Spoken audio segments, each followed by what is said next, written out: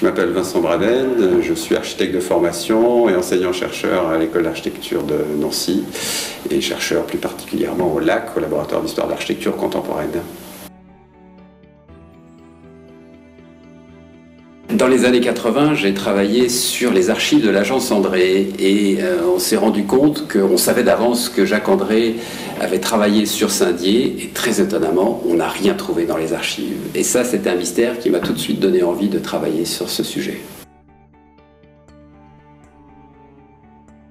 Travailler sur Saint-Dié, ça m'a amené à travailler sur l'histoire de la ville.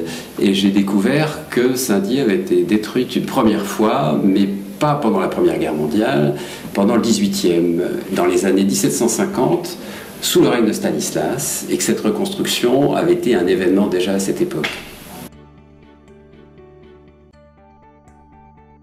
Le projet de la première reconstruction est directement inspiré de Nancy et a transformé le bourg de Saint-Dié en une croisée d'axes qui a servi de support en fait au projet de la deuxième reconstruction.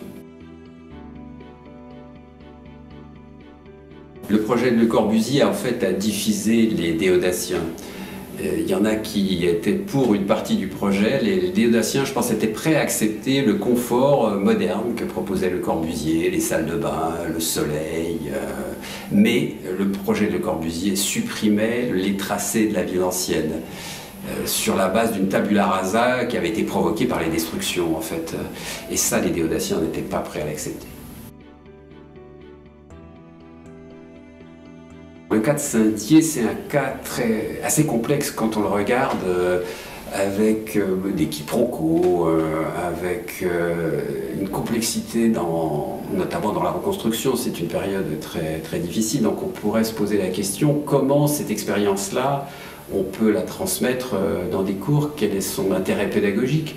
Or, en fait, on voit tous les acteurs qui sont en train de produire du projet. Et c'est cette production du projet, cette histoire de la production du projet qu'on peut transmettre et qui devient une vraie expérience pédagogique.